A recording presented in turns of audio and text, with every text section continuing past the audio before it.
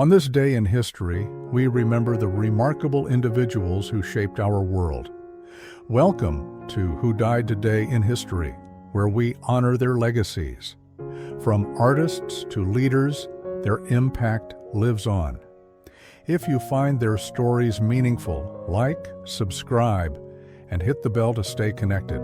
Bill Walton, the legendary basketball player and broadcaster, died on May 27, 2024, at the age of 71 after a prolonged battle with cancer. His death, while natural, marked the end of a life defined by both towering athletic achievements and a deep, reflective engagement with the world beyond sports. Walton's passing was mourned not just within the basketball community, but across the broader landscape of American culture, where he had become known for his eccentric spirit, unfiltered commentary, and philosophical outlook. Walton's career was emblematic of the highs and lows that define the human journey. As a player, he reached extraordinary heights, winning 2 NBA championships and an NCAA title with UCLA, yet was repeatedly brought low by debilitating foot injuries that limited what could have been an even more historic career. These physical challenges mirrored the era's increasing awareness of the toll professional sports exacted on athletes, both physically and mentally. Walton's perseverance through chronic pain and multiple surgeries reflected a growing cultural emphasis on resilience, authenticity, and holistic well-being. In his later years, Walton transformed from injured superstar to beloved broadcaster and cultural icon. His colorful, free-flowing commentary on college basketball, often weaving together quotes from the Grateful Dead, historical figures, and spiritual musings, endured as a reminder that sports could be a canvas for storytelling and reflection. His larger-than-life persona embodied the changing values of a society more willing to embrace eccentricity, individuality, and deeper meaning within public figures. The immediate aftermath of Walton's death saw tributes pour in from athletes, media figures, and fans alike. The basketball world paused to remember not just the player he was, but the joyful and passionate person he became in the decades that followed. His death prompted renewed conversation about the role of athletes in society, not just as competitors, but as storytellers, teachers, and symbols of perseverance. Walton's legacy will endure in statues, Hall of Fame plaques, highlight reels, and the enduring affection of those he inspired. Yet perhaps his most lasting memorial is the way he encouraged people to see the world differently, more playfully, more openly, and with more heart. In remembering Bill Walton, we confront the human need to transform struggle into wisdom and to seek transcendence even in the face of mortality. Gregg Allman, the soulful voice and founding member of the Allman Brothers Band, died of liver cancer on May 27, 2017, at the age of 69. His death marked the end of a turbulent yet iconic chapter in American rock music, reflecting both the excesses and the enduring spirit of the 1960s and 70s counterculture. Allman's passing, from a natural but prolonged illness, was a somber yet fitting coda for a man whose life had been as tempestuous as his music was timeless. Allman's death was not sudden. He had battled health problems for years, including a 2010 liver transplant and ongoing complications from hepatitis C. His deterioration reflected the broader health crises facing aging rock legends, many of whom struggled with the long-term consequences of substance abuse and a lifestyle once celebrated as rebellious freedom. In this way, Allman's end was emblematic of an era that both glorified excess and suffered its consequences. The Allman Brothers Band, co-founded by Gregg and his older brother Dwayne, pioneered the Southern rock genre, fusing blues, jazz, and rock into a new American sound. The band's music became a soundtrack to a generation caught between post-Vietnam disillusionment and cultural reinvention. Dwayne's tragic death in 1971 in a motorcycle accident haunted Gregg for the rest of his life and added a mythic quality to the band's legacy, one that deepened with Gregg's own passing decades later. The immediate response to Allman's death was a cascade of tributes from musicians, fans, and fellow icons. Concerts were dedicated to him, and social media was flooded with lyrics, memories, and gratitude. His death didn't shift the trajectory of history in a political sense, but it marked the fading of a particular voice, gravelly, mournful, and honest, that had captured the spirit of a generation grappling with freedom, identity, and loss. Gregg Allman is immortalized not only in the Rock and Roll Hall of Fame, but in the echo of his voice on tracks like Midnight Rider and Melissa, which continue to resonate with new generations. His story reflects the human struggle to balance creativity with self-destruction, and how even through pain and mortality, art can endure. In commemorating Allman, we recognize how deeply music shapes memory and how legends are built not just on brilliance, but on survival and sincerity. Jeff Conaway, best known for his roles in Grease and the television series Taxi, died on May 27, 2011 at the age of 60. His death was the result of pneumonia with sepsis, complicated by years of drug abuse and a resulting weakened immune system. Though natural in its immediate cause, Conaway's death was deeply intertwined with the long-standing public battle he faced against addiction, a struggle that ultimately came to define his legacy as much as his early stardom. Conaway's life reflected the challenges of celebrity culture in the late 20th century, a time when fame often came with little support for the emotional and psychological toll it imposed. After achieving fame in the late 1970s with the smash hit Grease, where he played the smooth-talking Kenickie, Conaway quickly became a recognizable figure. But behind the scenes, he grappled with painkiller addiction following a back injury, which spiraled into a decades-long dependency. In later years, Conaway became one of the most public faces of addiction and recovery, especially after his appearances on reality shows like Celebrity Rehab with Dr. Drew. His participation aimed to shed light on the harsh realities of substance abuse, but also raised ethical questions about how society consumes and commodifies suffering for entertainment. His vulnerability on screen, while raw and sincere, underscored how deeply the entertainment industry was still struggling with mental health and addiction.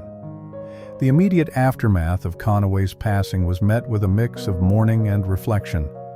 Co-stars and fans remembered him for his early charm and talent, but also expressed sorrow for the toll his personal battles had taken.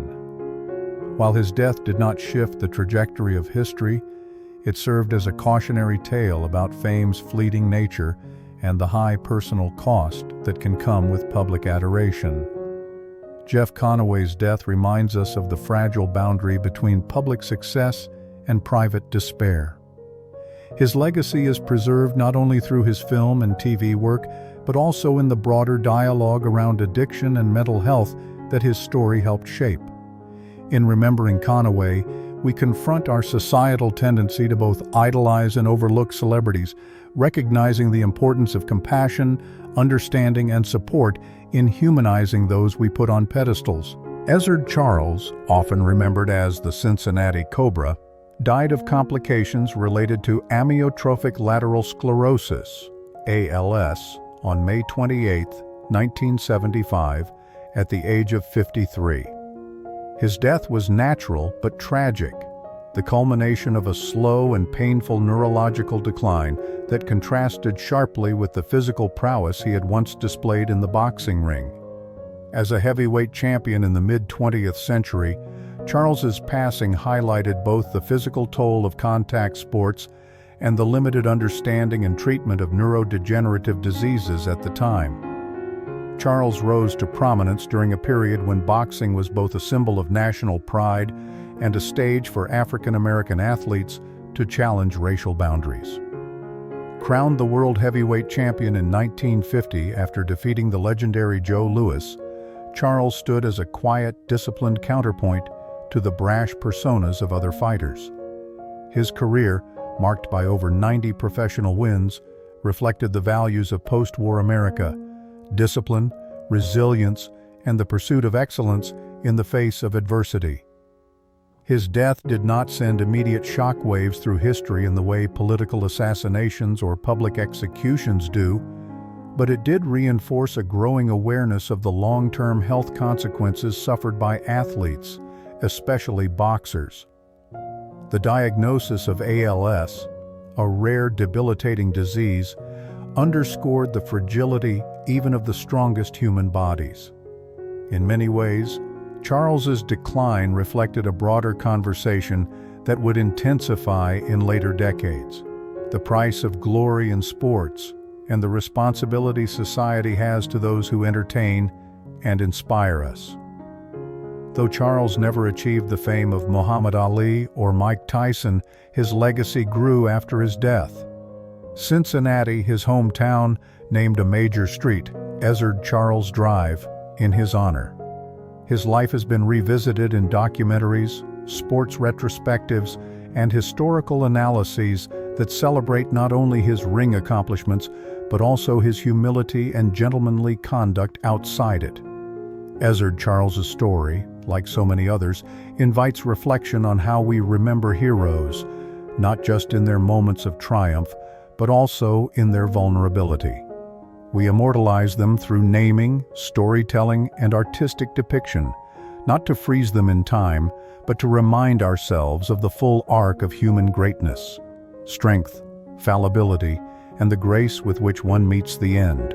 Robert Hogan, a prolific television actor whose career spanned over 6 decades, died on May 27, 2021, at the age of 87. His death was due to complications from pneumonia, following a long battle with Alzheimer's disease. Though his passing was natural, it marked the quiet conclusion of a career deeply entwined with the golden age of American television, a time when small-screen performances became cornerstones of national culture and identity. Hogan was not a household name in the traditional sense, but his presence was familiar to millions. He appeared in more than 100 television shows, including Peyton Place, The Twilight Zone, Hogan's Heroes, and Law and Order. In fact, the lead character in Hogan's Heroes, Colonel Hogan, was named after him, an unusual honor that reflected the esteem in which he was held within the industry. Hogan embodied the era of the character actor, talented performers who may not headline marquee posters, but whose consistency and depth enrich every project they touch. His death reflects a generational shift in entertainment and society's evolving memory of media. Hogan represented a time when television was a unifying force in American households, a nightly ritual that brought families together. In an age now saturated with digital content and fleeting fame, Hogan's career stands as a testament to the value of steady, dedicated craftsmanship over viral popularity. The immediate consequence of Hogan's death was a wave of tributes from colleagues and fans who recognized his contributions to television history. While he may not have altered the trajectory of global events, his work helped shape the texture of American storytelling in the latter half of the 20th century.